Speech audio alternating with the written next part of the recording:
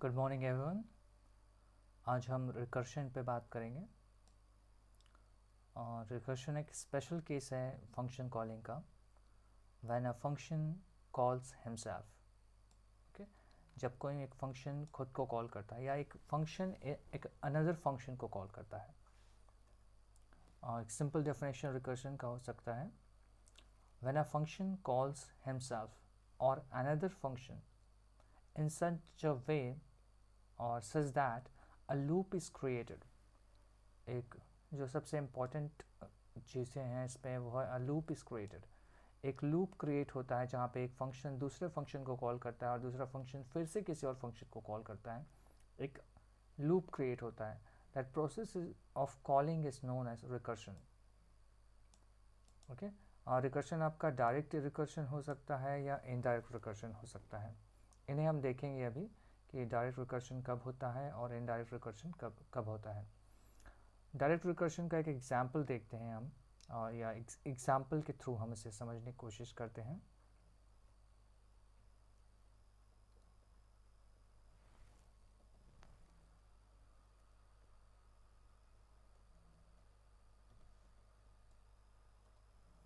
एक छोटा सा प्रोग्राम बनाते हैं हम डायरेक्ट रिकर्शन का। Printing numbers from 1 to n। एक छोटा सा प्रोग्राम बनाते हैं जिसमें हम प्रिंट करेंगे 1 to n। दैट मीन्स अगर हम n की वैल्यू 5 देते हैं तो हमारा सिस्टम जो प्रोग्राम है वो प्रिंट करेगा 1 2 3 4 5। ओके, हमारा normal skeleton include stdio.h and then int main return 0। Okay, क्योंकि हम फंक्शन रिकर्शन यूज़ करने वाले हैं तो हम एक फंक्शन क्रिएट करते हैं जो प्रिंट करेगा। क्योंकि ये सिर्फ प्रिंट करेगा, कोई वैल्यू रिटर्न नहीं करेगा, तो हम इसे वॉइड टाइप का बनाते हैं। वॉइड प्रिंट नम, मैं एक फंक्शन का नाम दे रहा हूँ प्रिंट नम। आप कुछ और भी दे सकते हैं प्रिंट नम एंड प्रिंट नम के अलावा। और मैं इसका एक पैरामीटर बनाता हूँ इंट एन। एक इंटीजर टाइप की वैल्यू है, एज एन इनपुट लेगा। इसे डिफाइन करते हैं void print num and int n। ये मेरा डेफिनेशन सेक्शन हो गया और ये मेरा डिक्लेरेशन।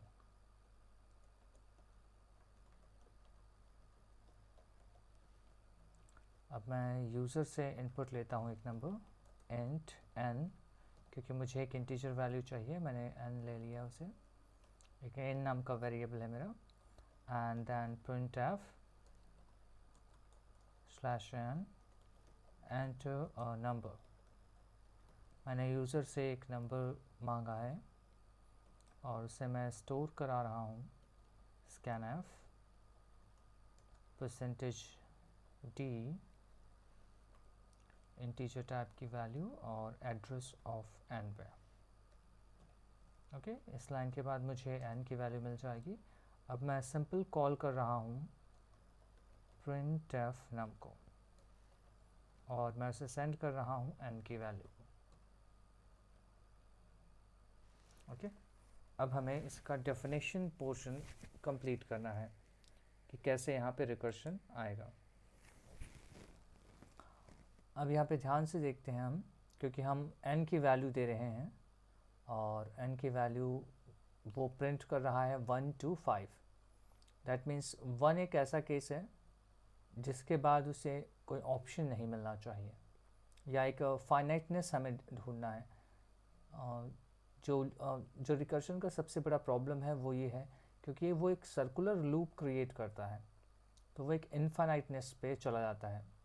तो हमें क्या करना है, एक ब्रेकर या एक ऐसा कंट्रोल सिस्टम बनाना है वहाँ पे जो उस पर्टिकुलर लूप जो इनफाइनाइटनेस है उसे फाइनाइटनेस में कन्वर्ट कर सके। उसके लिए हम सिंपल इफ़ का इस्तेमाल करेंगे। इफ़ n इक्वल्स टू 1, अगर हमारा n की जो n की वैल्यू अगर 1 होती है तो उस केस पे वो कुछ नहीं करेगा, और एल्स वो रिकर्शन को लागू करेगा। That means printf print num, और वो n-1 से कॉल करेगा। ओके, एंड एट लास्ट वो प्रिंट करेगा printf %d एंड n को।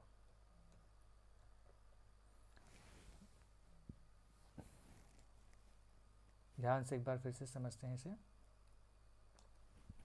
यहाँ सिंपल मैं प्रिंट नम को मैं कॉल कर रहा हूँ n की वैल्यू से, और जैसे ही वो इस फंक्शन पे आता है प्रिंट नम पे, वो सबसे पहले इफ़ एक कंडीशन चेक करेगा क्या मेरी n की वैल्यू इक्वल्स टू 1 है। अगर n की वैल्यू इक्वल्स टू 1 उसे मिलता है, दैट मीन्स वो एल्स वाले पोर्शन पे नहीं जाएगा और वो सीधे प्रिंट कर देगा n की वैल्यू को। अगर n की वैल्यू से 1 के अलावा कुछ और मिलती है, सपोज उसे 2 मिलता है, तो वो इसे अवॉइड करेगा और वो उसे फिर से कॉल पे ले जाएगा, जो कि एक रिकर्शन अपने आप एक लूप को क्रिएट करेगा। ओके, इसे हम, और वो 2 के लिए फिर उसे चेक करेगा and then again return back होगा यहाँ पे, और वो उसके साथ चलेगा। ओके, हम एक बार इसे जस्ट कंपाइल और रन करते हैं, उसके बाद हम इसे और समझेंगे। g++ and drac.c and a.odt। Okay, 5 के लिए मैं इसे रन करता हूँ और इसने प्रिंट किया 1 2 3 4 5। ओके, मैं एक स्पेस यहाँ पे क्रिएट करता हूँ ताकि सारे वैल्यूज़ थोड़ा सा स्पेसिंग में प्रिंट हो। ओके, 1 2 3 4 5। ये मैकेनिज्म कैसे हो रहा है वो हम समझते हैं।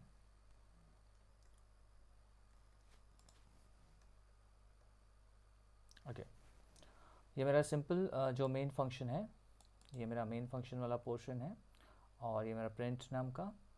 जब मैं n की वैल्यू 5 देता हूँ, जब n की वैल्यू 5 रहती है, तो ये कॉल करता है प्रिंट वॉइड प्रिंट नम 5 को। ओके, और 5 चेक करता है यहाँ पे, क्योंकि equals to n is not equals to 1, वो प्रिंट नम को फिर से कॉल करता है 5 - 1 से, दैट मीन्स 4 के लिए। And then the scenario becomes, यहाँ पे सबसे पहले वो प्रिंट नम को 5 के लिए उसने कॉल किया, यहाँ पे एक ट्री जैसा एक स्ट्रक्चर बनता है उससे। ओके, उसने 5 के लिए कॉल किया, और 5 के लिए कॉल करने के बाद ध्यान से यहाँ देखेंगे, 5 के लिए कॉल किया और उसके बाद वो आगे बढ़ा, और यहाँ पे 4 के लिए कॉल होता है। वो आगे तब तक नहीं बढ़ सकता जब तक इसका उसे वापस रिस्पॉन्स ना मिले।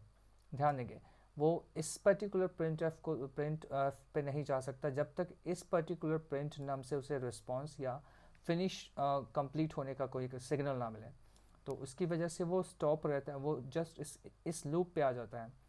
प्रिंट नम 5 के लिए आया, उसके बाद उसने प्रिंट नम 4 के लिए, सेम यहाँ पे वही सिचुएशन क्रिएट होता है। ये तब तक इस प्रिंट नहीं कर सकता, यानी कि आगे नहीं बढ़ सकता जब तक यहाँ पे वो प्रिंट नम 3 आप अपना जो एग्जीक्यूशन है कंप्लीट ना करें। और प्रिंट 3 एक वेटिंग स्टेट पे होता है जब तक प्रिंट 2 ना करें, और प्रिंट 2 एक वेटिंग पे होता है जब तक प्रिंट 1 ना करें, क्योंकि 1 के बाद ये सिचुएशन ट्रू हो जाती है। इफ़ n इक्वल्स टू 1 ये ट्रू होती है, इस वजह से वो फिर से एक रिकर्शन को जनरेट नहीं कर पाता और वो सीधा प्रिंट करता है n की वैल्यू, क्योंकि n की वैल्यू अब 1 हो चुकी है, इसलिए वो 1 को प्रिंट करता है। और जैसे ही ये फिनिश होता है, ये अपना काम फिनिश करता है, इसे सिग्नल मिल जाता है प्रिंट नम 2 को कि वो अब 2 को प्रिंट कर सकता है। तो उसने जैसे ही 2 प्रिंट किया, उसके बाद 3 को सिग्नल मिल जाता है कि इसका जो प्रिंट नम 2 था उसने अपना काम फिनिश कर लिया है, और वो सीधे प्रिंट 3 करता है। और इसी सीक्वेंस में 1 2 एंड 3 4 5 1 बाय 1 प्रिंट होते जाते हैं। ओके, एक बार फिर से हम इसे रन करते हैं सिस्टम में। ओके, इस बार हम कुछ दूसरी वैल्यू के लिए रन करते हैं इसे। सपोज़ हम इसे 1 के लिए रन करते हैं, क्योंकि 1 के लिए है तो सिंपल 1 प्रिंट करेगा। एंड देन इफ़ वी 2 के लिए 1 एंड 2, हम इसे 4 के लिए प्रिंट करते हैं 1 2 3 4, एंड देन 7 के लिए।